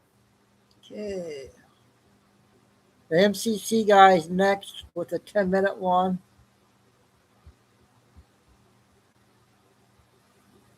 With Kamala.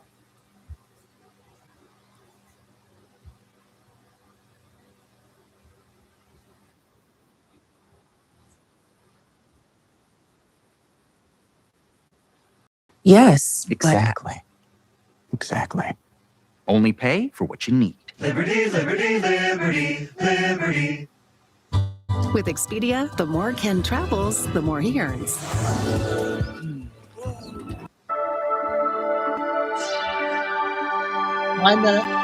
Hey guys, welcome to the Liberal Hive Mind, a channel solely focused on exposing the abundant hypocrisy of the left. And of course, here's the meme of the day, brought to you by 5mind.com. Folks, it appears as though the Democrat Party has a major problem. Now, of course, we know they got absolutely decimated in 2024. The election wasn't even particularly close. And then following that disastrous result, that utter political collapse, there's been a lot of talk of what the Democrats need to do. They need to have a moment of introspection, change their ways. And well, here's the problem. They don't have that ability collectively. I mean, the level of collective narcissism is simply too high across the Democrat ranks. And well, we just got a direct view into said collective narcissism. Finally, after a year of demands that the DNC release their autopsy of the 2024 election, they've officially done so, quite reluctantly. And well, let's just say it shows us that change ain't coming anytime soon. The Democrat Party is going to have some serious problems heading into 2028. Let's go ahead and talk about that. We got some stuff to get into, so let's roll the tape.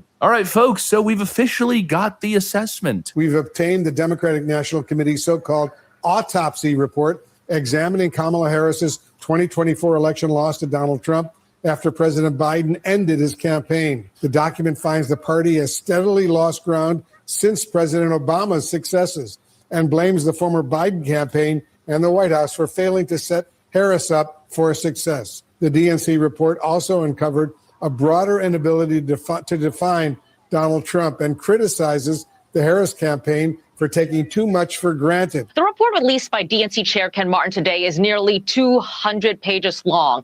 And one of its arguments is that Democrats lost connection with working class Americans, focusing too much on anti-Trump messaging instead of coming up with a strong economic message that would resonate with voters in the South, Midwest, and rural America. The report argues the 2024 election exposed deeper structural problems in the Democrats' operation, like not spending enough time and money to build relationships. It states Democrats need to do more to meet voters where they're getting their content, like social media. Friends, it's nearly 200 pages of absolute freakishly out of touch copium. We can get in the policy weeds here, talk about the trans stuff, talk about the open borders nonsense, the soft on crime policies, all the woke stuff, but let's not even necessarily go there, and they make very little mention on any of that. And that's kind of the issue, you know, they should be pointing the finger at the elephant in the room, but instead they seem to be pointing the finger literally everywhere but let's first stick with Kamala Harris as a candidate.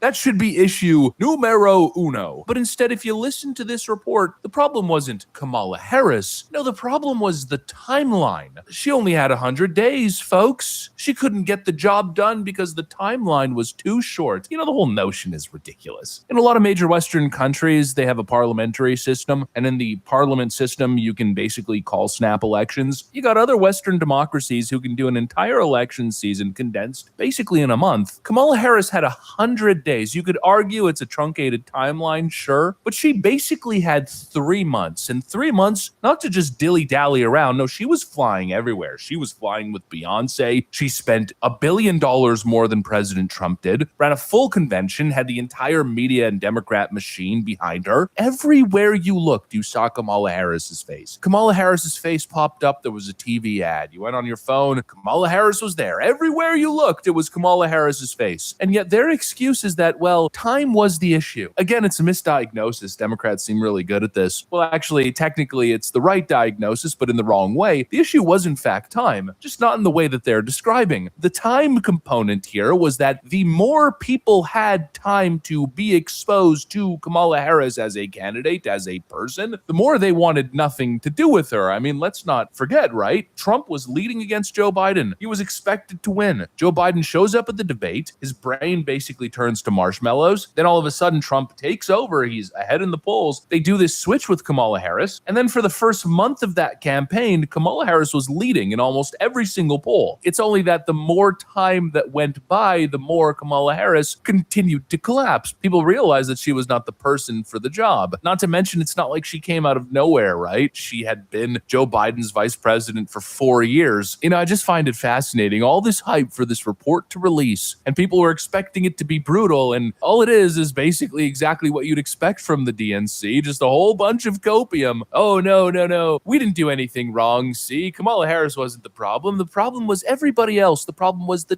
timeline. We didn't have enough time to convince the people. No, you had plenty of time, and during that time, well, let's just say you frickin' squandered it. That's the reality. But of course, they'll never admit that. And we've got the second point of copium here. Again, not their fault, not the messaging. No, the problem was that she was being tied to Joe Biden's failed record. And now this is a frustrating point for me. She was being tied to Biden's record. You know, obviously she was. It's not just Biden's record. It was the Biden-Kamala Harris record. But the question was, considering the failure that was 4 years of piss-pants Joe Biden, Kamala Harris had to come out publicly and essentially define herself and separate herself. She had to say, look, I'm different. But what did she do? She basically committed to the Biden agenda fully. She attempted to defend it. She justified it. Again, the problem wasn't Joe Biden's failure on policy. No, the problem was everybody else. It was a perception problem. Absolute idiocy. They're trying to blame Joe Biden. It was his policy failures, but they did nothing during the campaign to separate themselves from said policy failures. And that's where you see these people are really not serious. They're polling horribly on so many issues, the 80-20 issues, as we call them. And really all that's necessary is for the Democrats to say, you know, we got this wrong. But they can't do it. Even after the most devastating loss, arguably just as devastating of a loss as Hillary Clinton back in 2016, and still they've learned nothing. No talk of subverting the primary process, the democratic process, and installing a DEI candidate. No talk about that candidate being, well, a walking, talking, frickin' DEI disaster. No, instead it's Joe Biden's fault. It's the old man's fault who had no idea what the hell was going on. They also said at one point in the report that Joe Biden failed to adequately prepare or leverage Kamala Harris. You know, just no accountability whatsoever. And also just a total lack of self-awareness. There's a couple lines about their hyperfixation on President Trump, a heavy reliance on not Trump messaging, an overfixation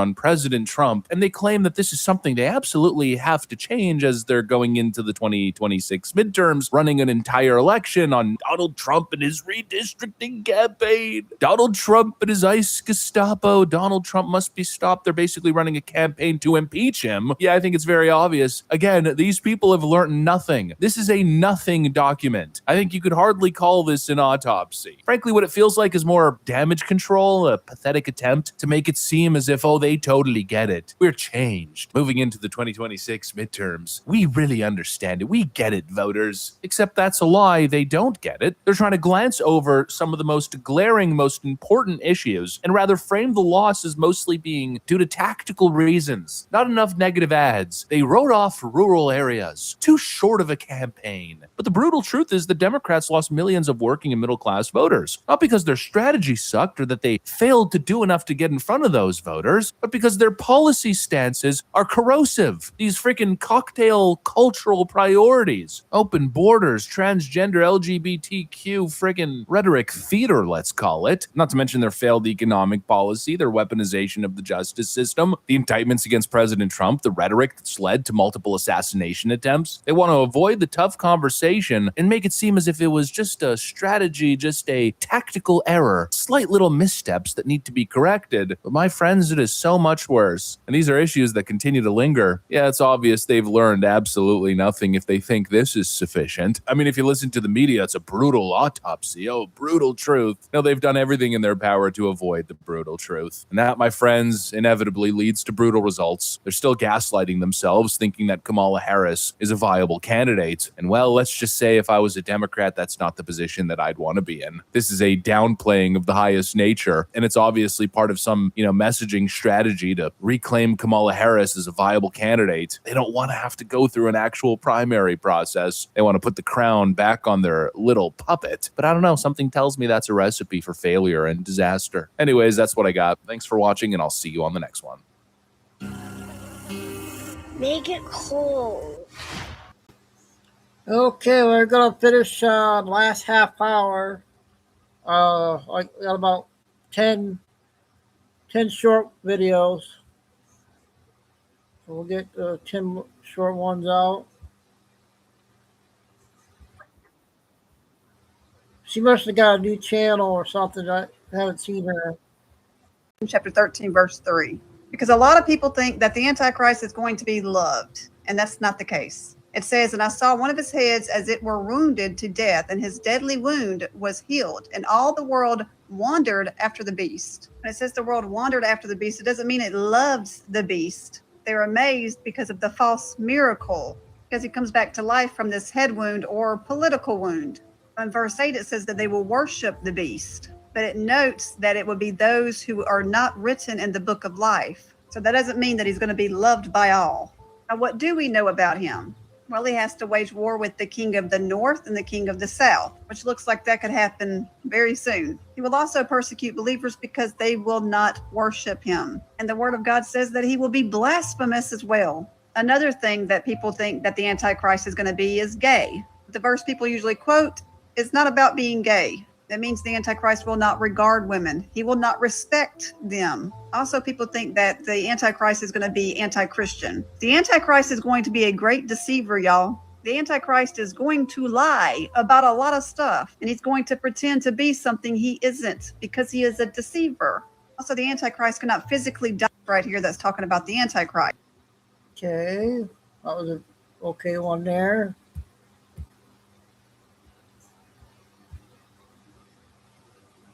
See what we got here.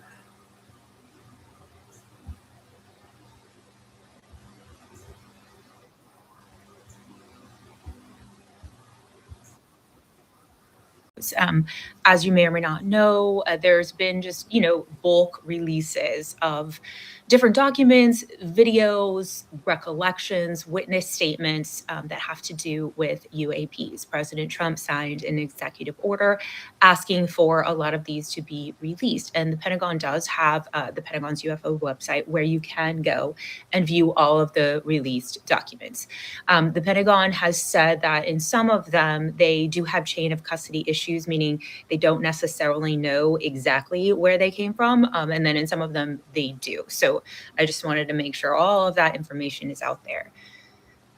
Do I believe in UAPs? So I've said it before, I've made videos about UAPs in the past, but I know I have a lot of new followers. I do believe in UAPs. I'll play that. I think for us to I'll think make that it's the very last logical video. that we are literally the only thing that exists in the entire universe is maybe a little bit self-centered. If that makes me seem like a crazy person, then I guess I'm a crazy person. Now, I don't know what that looks like, but I do believe that there's absolutely kind of something else out there.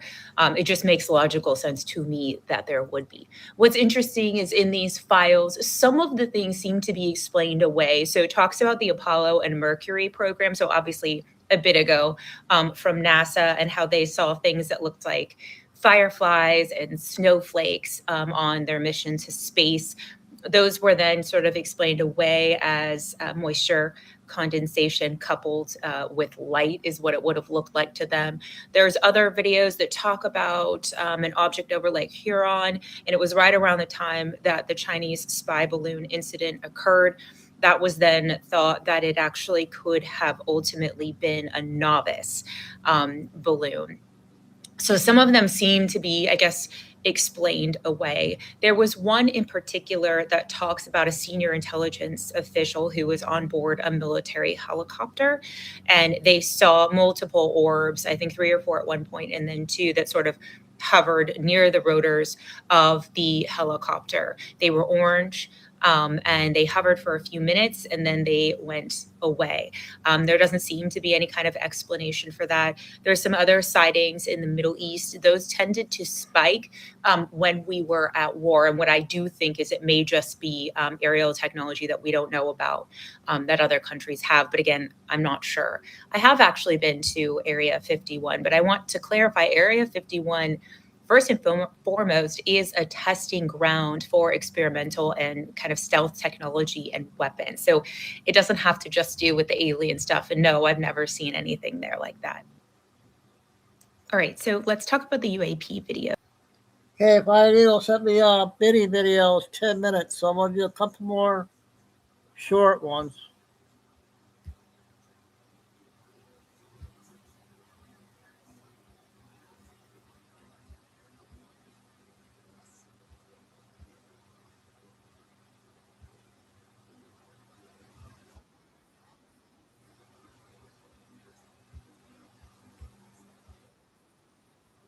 Political faceplant of the year. This isn't just a Davos slip up. It's a full-blown global embarrassment that might have just ended any hope he had for the White House.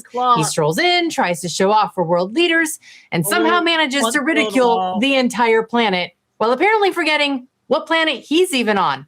Honestly, he looks like he's in a different time zone, one that does not involve sobriety. Wait until you see this. And now breaking, Newsom has reportedly been denied entry into the U.S. House while in Davos. All those details are coming up. Plus, Kristi Noem, she weighs in on whether Don Lemon will actually face consequences for the stunt he pulled inside a church. Hit that like button if you think Gavin Newsom should never touch the White House, and subscribe to make sure you don't miss the day's hottest political news. Now, before we get to the video that has everyone talking, where Gavin Newsom looks like he's not exactly sober, let me show you how this whole dumpster fire started. Gavin Gaslight Newsom, he rolls into Davos, ready to lecture the world on Donald Trump and billionaires, all while hanging out with the crazy son of the foreign billionaire who jets around posting pictures of the Democrats he bought. And just yesterday, Ted Cruz, he posted a more appropriate version of this photo. Let's be real, Gavin works for Soros, and he proved it on the global stage, hitting every single Soros talking point, telling European leaders to stand up to America, fight back, and basically undermine U.S. security, all while pretending he's some kind of tough independent statesman. And stop being complicit. It's time to stand tall and firm, have a backbone. I can't take this complicity. People rolling over. I should have brought a bunch of knee pads for all the world leaders. And I hope people understand how pathetic they look. Sorry about that. That's an old one, I guess. It says it was a new one, but we heard that part.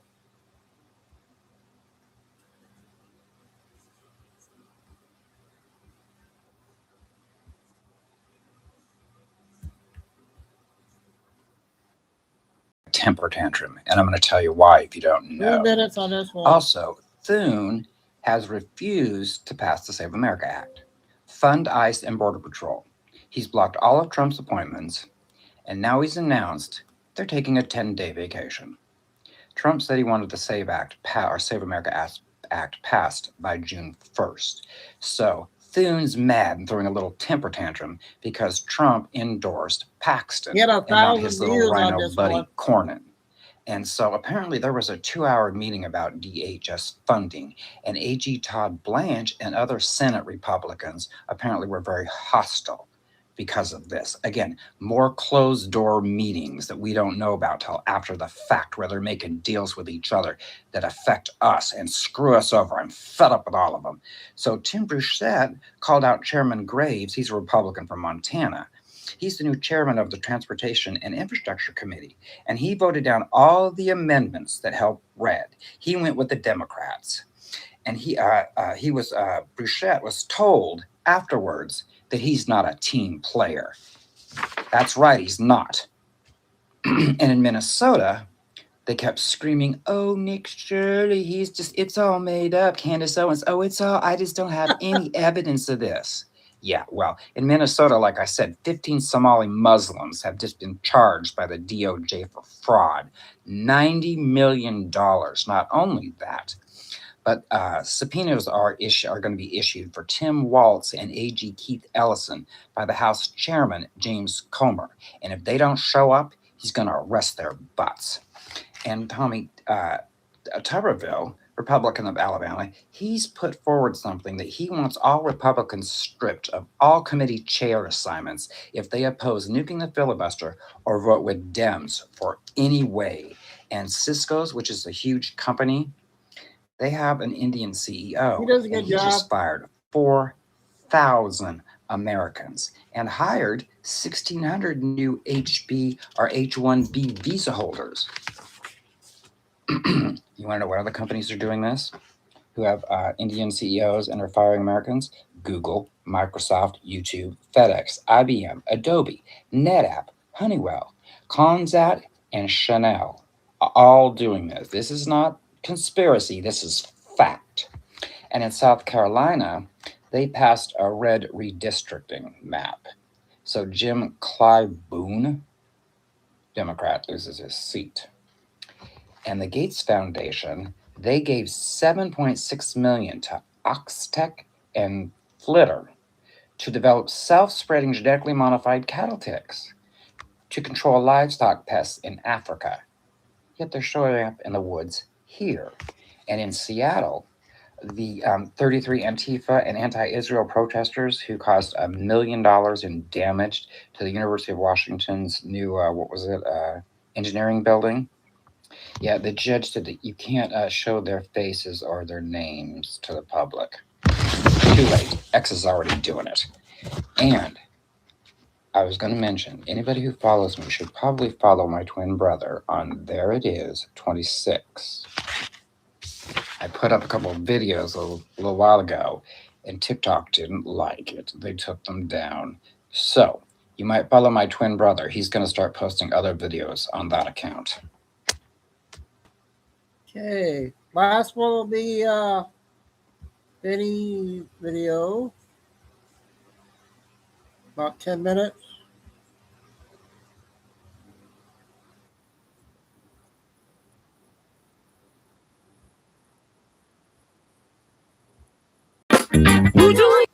The news cycle moves quick these days. It's hard to keep track of things like, for instance, the fact that we had a president for 4 years that was clearly wearing a mask, maybe a series of actors in a latex mask. I don't know, but there's no earthly explanation for anybody's face behaving the way that Joe Biden's face did. It was entirely unnatural, just like that one time that we had a 7-foot-tall Joe Biden show up for no reason, 10 inches taller than usual. This was probably my favorite Biden. This is Biden number 4. Some people like Biden number 7. Some people like Biden number 2. But this one, the Biden on stilts, is just one of my all-time favorites. How about the Biden that clearly showed he was wearing what could be classified as a very cheap Halloween latex mask when he scratched his neck here? Oh, is that the way that normal human skin behaves?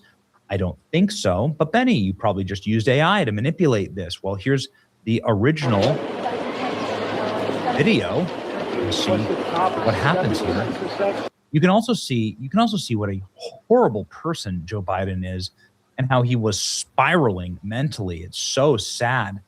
This is at the beginning, by the way, of his administration. Some kid asks him, "What's the keys to success?" And Joe Biden starts screaming at him and insulting him. Well, making sure that we don't all have COVID. What are you talking about? What are you talking about? Success. Like, what's the Hunter Biden has to step in and save him. Because the key to success. Oh, what's up? Key to success. From South Carolina, from North You see Carolina, how South bored Carolina, everyone gets. North Carolina. Joe Biden mumbling. He was a very conservative guy who was And there it is. not very crazy about African Americans when he got here. There comes Joe Biden, boring everybody legitimately to tears, screaming and barking at the kids. And you can see the creepy neck motion right there behind him. Look at that. You know, it is what it is. Ladies and gentlemen, whatever you think of Joe Biden, it's clear that Well, there are people who do wear masks for a living. The whole scene out of the original Mission Impossible, that's real. People can do that. And those latex masks are incredibly convincing. That brings us along nicely to this. This, ladies and gentlemen, is a admiral who's actually been on my show before and is getting torched right now because there's a Fox News clip of him wearing a obvious latex mask. You point your gaze to this area of this individual. Ladies and gentlemen, here's the full segment of Vice Admiral and former Deputy CENTCOM Commander Robert Hayward from America Reports. This was pulled directly from the TV recording. And what you can see is that many people are saying there's a mask latex covering here or opening, and you can see it kind of move as though he's somebody wearing a mask. There's no real explanation for what's going on here. What is this exactly? I don't know. I'm not sure.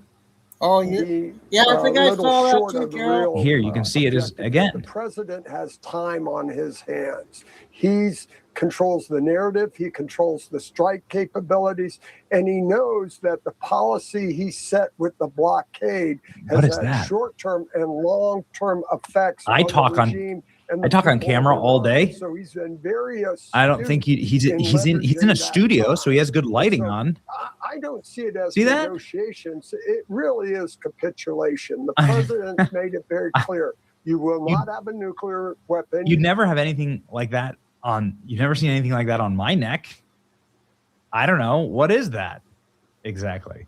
This is the weirdest shit I've ever seen. What the F? What the F? Everybody's saying this is an obvious mask, like the end of a latex mask, and maybe it should have been tucked into the shirt.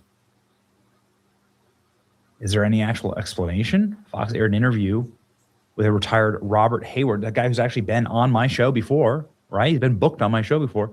Clip went viral, and the internet has theories that he's wearing a mask.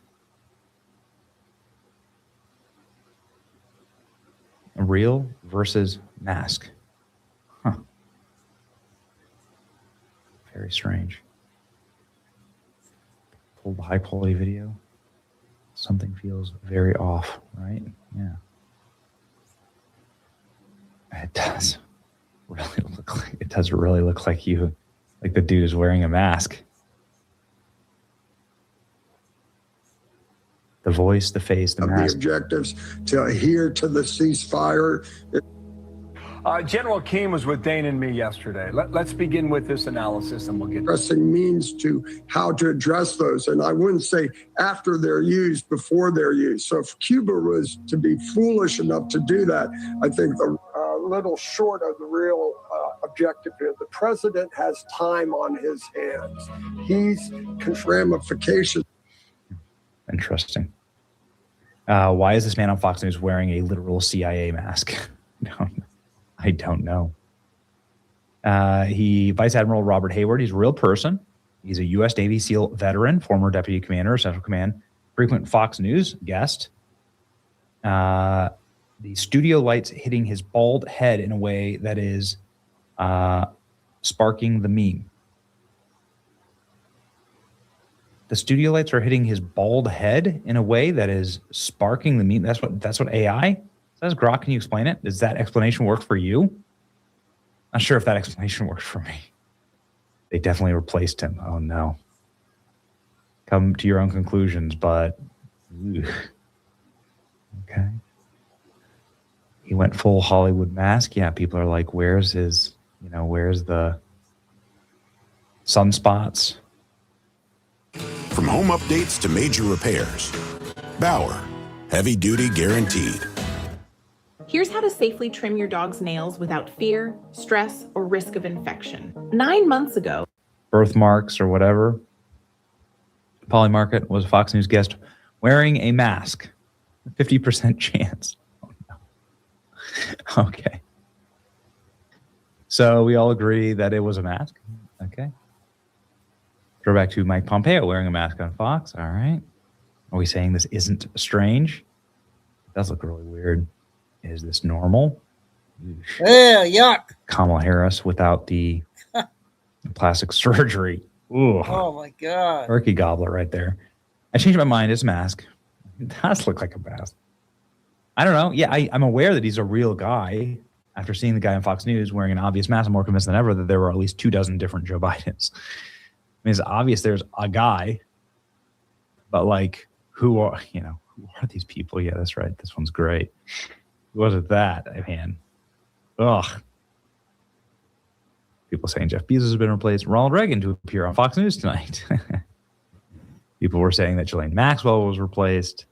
Remember, this is Vance Bolater, or allegedly Vance Bolater, who was going and killing the only votes that they needed in order to stop unlimited welfare for aliens in Minnesota.